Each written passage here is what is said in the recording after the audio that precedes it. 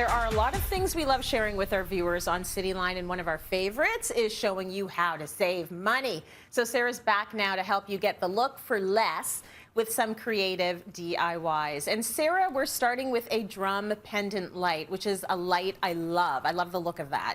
I showed our everything room on the show in January, and I really wanted a pendant, like a drum pendant for that space, but they could be like $300 and it just was not in the budget. So I figured out a way that I can make one for under 50 bucks. Ooh. I love that you're making one for less than $50. So what's the first step? Okay, so the first thing you want to think about is the shade that you're going to select. So you want it to be large enough for the room, and the easiest way to do this calculation is to measure the length and the width of your room and add them together. So this room was 10 by 12 feet, which equals 22. That's math I could do. And then convert that to inches, and that's about how wide you want your shade to be so that it suits the scale of the room. The other thing that you want to look for is, can you see this if I angle it down? Yep. You want a shade that has the crossbars and the hole pretty close to the top. If it's down too low, then you're gonna have a light bulb hanging out the bottom of your shade, and that's not a look anybody wants. So at or near the top for that, for sure. And then if you want a modern look, which most of us do, don't go with a shade that's really tapered, because that's gonna feel dated. This has a slight taper, but just something that's pretty vertically straight, and that'll give you a really modern luxe look. Okay, let's talk about adding the lighting kit. How do you do that? So these you can get at any hardware store. They're very inexpensive. I think this one was $25. And the cord's actually normally a lot longer. I already pre-trimmed it before the segment, but you can get ones that are very long if you have a really high ceiling. So the first thing you do is you take the cap off, and then there's this little part on here which actually will lock it in place in a bit. You remove that as well. It's so easy, Tracy. And then you just, although I'm doing it backwards on air right now, let's see how easy it is. And you just pull, I say it, pull the cord through that hole. Not bad.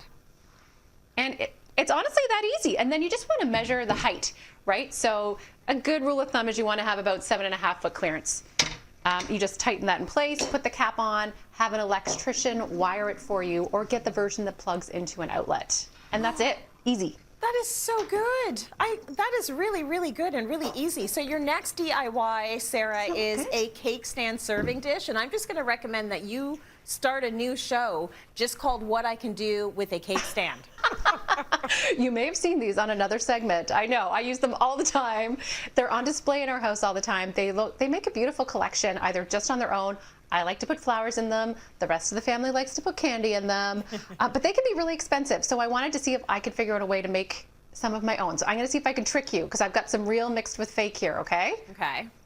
If you were to guess, which one of these do you think I made and which one do you think I bought? Oh, Lordy. Did you make the bigger one? I did. I did. Okay, and Good there's guess. no rhyme or reason for that guess. That was completely arbitrary, because honestly, they both look incredible. I also made this one too. Oh, it's beautiful. And it's so easy. And honestly, I think they were less than $5. I already had the glue and I already had some leftover paint, but to buy the other supplies was less than $5. So all you need is a base. So I chose these candlesticks. For one, they're nice and sturdy, and they have a really nice wide base and a wide top. So it's gonna be really sturdy for holding it. And then these are plastic serving trays. Oh. And a plastic serving bowl. And then all you want to do is just make sure that the scale of it works together. Too small and it's not going to look good. Too big and it's going to tip over, right? So you want to just test that in the store first. And then it's really easy to make. You just take a glue gun. You're just going to put a little bit of glue around the top of your candlestick. I like to put the glue first before painting because of my perfectionism. I like to be able to see. Again, I'm doing this backwards, so let's see how this goes. I want to be able to see that the bowl is centered on the candle, which it's not, but we're going to pretend that it is, because normally I would not be doing it away from myself.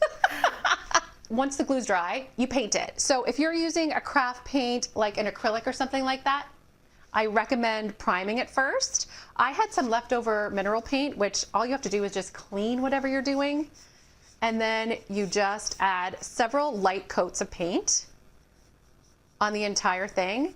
Several light coats is better just because this paint will run a little bit and you don't want to have those marks, because that's going to give it away that it's painted and not real. And then let it dry between each coat. And what I found, I don't know if you'd be able to see it here, But when I glued it, I don't know if you can see all these gaps between the bowl and the base, Trace. Yeah.